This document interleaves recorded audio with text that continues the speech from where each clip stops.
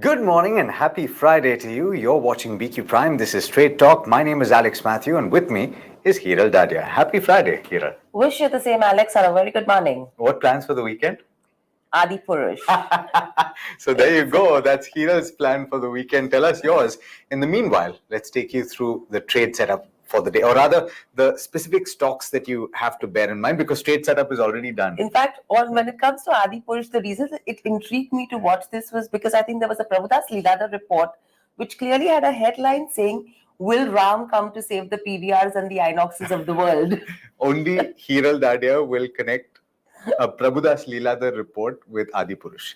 But be that as it may, let's talk about the setup for the day. Of course, Neeraj is taking you through the key things to watch. The benchmark has been trading in a pretty tight range of late, and that's to be understood because of the moves that you've seen in the heavyweights. And also, it was pointed out that the expectation of a sharp upside is limited because of some fatigue creeping in those names. But the underperformance of the Bank Nifty Hiral is key to watch here. Absolutely, because last couple of trading sessions, we've seen that constantly creep in. Now, for us to scale new heights as well, contribution from Bank Nifty is crucial. In fact, a lot of analysts were absolutely positive that this expiry season, we will see Nifty attain the life high levels that it has already in the past. Those are diminishing now, and that confidence level amongst investors is going down, saying that probably this expiry is not where we will see those kind of levels. So, but let's talk about the key levels to watch then. In trade today, of course, we've seen the Nifty 50 flitting with that 18,800 mark. The indications based on the SGX Nifty is that we will cross that mark at the start of trade. Absolutely, that's what SGX is indicating. But clearly, if you see in terms of from a levels perspective, there is indication of temporary weakness in the markets. Now, as long as Nifty trades below the 18,765 mark, the weak sentiment will continue, and then it could slip to below to levels of 18,600 to 18,550. But if we manage to stay above that, then 18,825 and 18,875 is the range that we will be watching out for. If you see in terms of the F&O details as well, almost 304,000 puts were added and around 508 contracts were added. Now, highest put OI is at around 18,700 strike, whereas the highest call OI is at 18,800. So that's the broad range that we will be watching out for. Moving on, if you see in terms of Bank Nifty as well, 43,200 is where the clear support is in terms of the next level. And on the higher side, if you see resistance, 43,882 is what we are tracking, followed by 44,319. Now, 44,000 is that psychological level as well that everyone's watching out for, Alex. But markets have not been able to sustain near those levels as well. Oh, certainly.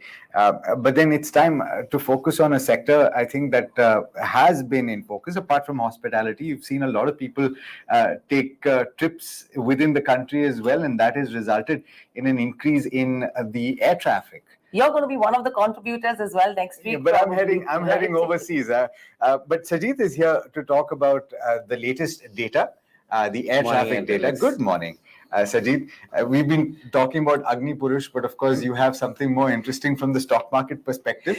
Indigo consolidating its share of the Indian market. That's true. Despite the rising fares, airfares, we have seen the overall traffic growing by nearly 15% in May, and that's a good sign for the airlines. We also saw, in May go for a insolvency process, which led to other airlines consolidating, and I think Indigo was one of the first is one of the airlines which did the maximum from it because of the availability of aircraft, so it was able to capture that market share which Go had, and they were able to raise it to nearly 61.4% from 57.5%, so nearly 4.5% increase in market share for Indigo coming in the month of May. The other three airlines belonging to the Tata Group, which is Air India, Air Asia India, and Vistara, they had a market share of 9.4, 7.9 and 9%, taking the total market share for the Tata Group airlines to nearly 26.3%. Now that's a small marginal increase there, but Air India has been facing some issues with respect to technical issues with respect to the airline. airlines and crew availability which is there, as a result of which they've not been able to consolidate that market share which came from Go Air.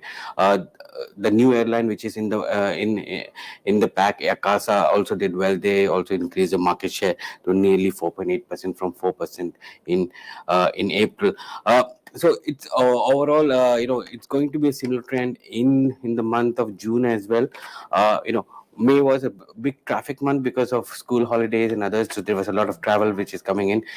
We will have to see how it pans out in the month of June. But Indigo has been the 2/3 of the smart. market practically right now. And I think what's happening is the troubles for the other airlines is something which is actually helping Indigo as well from a market share perspective. Oh, well, it's fleet planning completely. They've been able to plan the fleets beautifully, and they have a very good, they've been able to, I think they're sitting on some buffer which can use those opportunities, and they've been able to do that. And they have big order book which is coming in of aircrafts also, so that will help them. Air India is also following a similar strategy, but it will take at least a year or two before the aircraft starts coming in for them. But a small point here would also be that in a price sensitive market, and especially with prices going up, the model would favor a low cost carrier rather than a full service carrier, I would think, because of pricing capability, right? But if you look at last week, we saw Delhi Mumbai at 14,000. Yeah. Full cost carrier also has the same rate, Absolutely. I mean, that difference is, the line has become very thin between the low cost and a full. But from the margin perspective, it would definitely benefit an Indigo more absolutely. than. And theoretically, if you see, the low cost carrier has a different model. In India, we just say no low cost carrier because you don't get anything to eat in the aircraft. No, it is also for Indigo. It is also the size of the seats, the thickness of the seats. Yeah, exactly. The number of people in it, right? But globally, when you say low cost airline, you have a infrastructure which is meant for low cost airline. So in that. But I think clearly how Indigo reacts in trade today also is going to be interesting, because yesterday we did see the stock end almost 2.5% higher. So watch out for Indigo pretty closely in trade. But apart from look that, at the realizations will happen at the end for the Q1. Whether they've been able to capitalize on that, getting more cash flows in and better realization per seat or not. Right. So that's something we should watch out for. But apart from this, from a automobile perspective, Ashok Leyland has been in focus as well. Clearly, the stock, Sajid, has not really done much from a one-year performance. It's been a pretty volatile ride for the company. If you see in terms of May sales data as well, a lot of trends that emerged out of it, and clearly it was the passenger vehicles and the two-wheelers that were the winners. They did have their investor meet.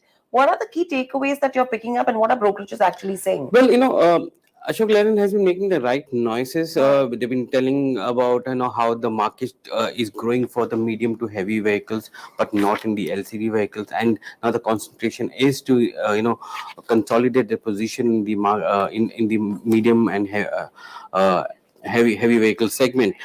What the company is saying that the industry is expected to grow at 10% for the medium commercial vehicles and nearly 5% for the LCV into FY24, and they want to capitalize on that growth there by increase, and they have increased the margin guidance to double digit. In FY23 they had 8.1% of margin for them.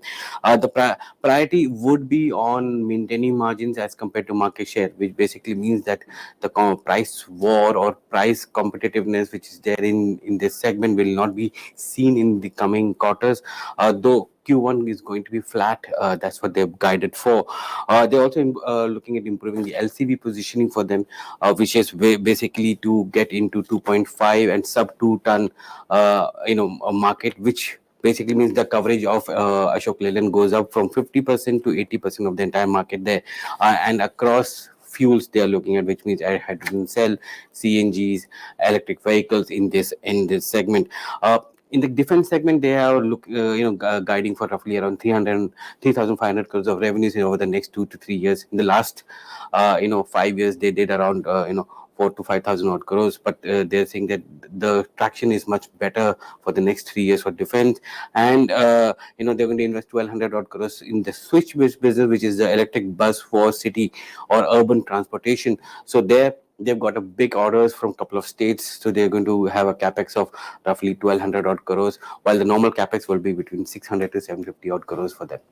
An early indicator of how of industrial activity in the country, of course, from the perspective of large commercial vehicles, small commercial vehicles. So it basically means that your urban transport is picking up, your mining and long range transport, which is basically bigger tonnage trucks, are picking up, but smaller short duration ones are short duration and short distance ones are not picking up because LCV is not picking up much there.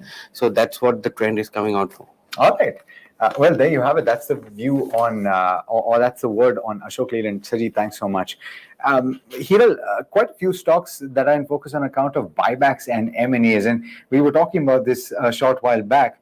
What are you picking up? An interesting report that MK Alex has come up with, and clearly the stocks that I'm going to talk about are going to be in focus throughout the month of June because the dates are all in the month of July. Firstly, they're talking about Wipro. Now, in terms of the buyback, what they're saying is a tender at around 445 is something that one should be watching out for. The period for offer is likely in July 23, and the record date is today. Now, the premium over the offer price stands at around 14.5%, and the minimum acceptance ratio in the non-retail segment is around 4.4%. Promoters with almost a 73% of the total shareholding will be able to participate in the buyback as well. And MK is expecting the acceptance ratio to be between 10 to 15% for the non-retail segment, considering a 20 to 25% tendering by large shareholders. So a good opportunity, but how this will pan out, because we've clearly laid out a good story in terms of the entire trajectory for Wipro. Moving from there on, Unichem Laboratories will be in focus as well on the back of the open offer. Now, a purchase at the current market price and a tendering at a 440 rupees per share in the offer period is what they are recommending. Now, this will be somewhere in the beginning of July 23. The premium would be around 19% in terms of the offer price. And this is a result of the Ipca Labs acquiring 33.3% stake in Unichem Laboratories. The minimum acceptance ratio is 53%. So watch out for Unichem Labs as well. TCN Brands will be in focus on the back of the open offer as well. What MK is saying is that purchasing shares at the current market price and tendering it at around 503 will be interesting because the period is around 26th of June to 10th of July, and the premium stands at almost around 21%. And this is the result of the acquisition by AB Fashion. Now, the open offer is conditional as well, so that's something we need to note. And clearly, if you see, there are a couple of options where in tender shares, you could tender shares in the open offer of TCS Brands, or acquisition of the AB Fashion shares as per the swap ratio in the merger process at around 226. And very lastly, Tata Steel and Tata Steel Long Products. Now, it's a merger arbitrage that they are indicating. What they're saying, Alex, is buy a Tata Steel Long Product shares at 682 and sell a Tata Steel Future at 114. Now, the spread of the merger is around almost 12%. And the company has already guided that March 24 as the merger completion period. In fact, the NCLT has asked both the companies to convene the shareholders meeting on the 27th of June. So I think this month, all of these stocks will be in focus, and probably you will see some good upsides that could be coming in, and that's what MK is indicating. All right.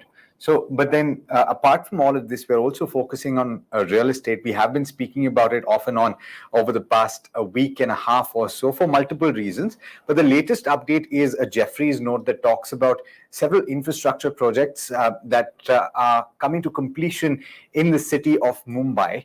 And you've probably heard about this over the last decade or so, because we're talking about projects like the Coastal Road project, the Trans-Harbour Link Road, we're talking about the Mumbai Metro. As a result of announcements within these infrastructure projects and the stop-start nature of them, you've seen property prices in pockets rise and then fall and then rise again. I'm talking about Ulve here, which is near that Navi Mumbai airport region.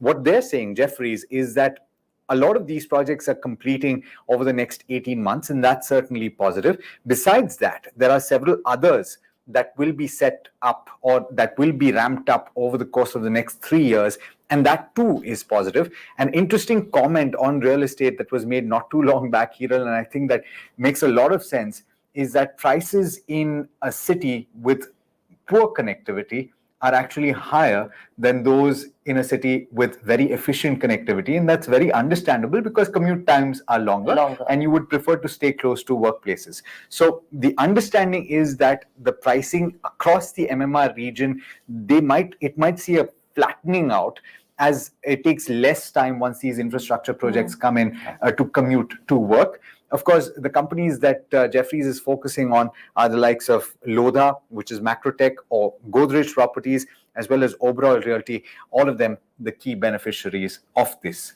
change. And we've already seen a good run-up in real estate players in the last couple of trading sessions. So I think from the last policy to the next policy, there will be that traction in terms of rate sensitives. So real estate will become a sector that we should be watching out for. But apart from this, a lot of other stocks that are in focus as well.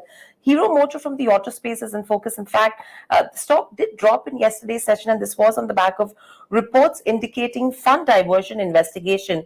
Now, India's Corporate Affairs Ministry has ordered an investigation with regards to this. Overall, if you see, the stock has been under pressure, and the company has said that they will be providing all information if sought by regulatory authorities. So let's see what's the implication in trade today. BHEL and Eicher Motors as well. Now, they have inked an MOU to jointly develop and deploy Type 4 hydrogen CNG cylinders in the CV segment. So watch out for both these names as well. Samvardhana Motherson, an acquisition that they've made, their unit is going to buy Francis Surma Enterprise, and this is for almost 7.2 million euros. So watch out for a few of these auto and auto ancillary names as well in trade today, Alex. But apart from this, a few more that you're looking at as well. Certainly. And in fact, railway stocks have been in something that we've spoken about in the recent past. The latest update has to do with a significant order win or a contract win. This is Titagar Wagons as well as RK Forgings. They won a contract worth 12,226 crore rupees. It is a large ticket order, but remember, this is going to play out over the course of 20 years. So the first is to, of course, manufacture 15.4 lakh forged wheels over the course of 20 years. The first year we'll see 40,000 delivered, and then 60,000 in the second, and then 80,000 in all of the subsequent years. Apart from that, you have Torrent Pharma and Natco Pharma that have both gotten establishment inspection reports from the US FDA. And then finally, Reliance Industries, which is reportedly in talks to raise $2 billion in debt. The report by Bloomberg suggests that it's going to be done through the ECB route, or the external commercial borrowing route, and that's certainly something to watch out for. Apart from that, and here we're moving away from stock-specific information to focus on the economy as well. This is something of a trigger, of course, and the trade data that came in for the month of May. It has come in at a 5-year, or rather it's expanded to, the trade deficit is expanded to the highest in 5 years. Pallavi is joining in to tell you exactly why that has happened. Pallavi, morning.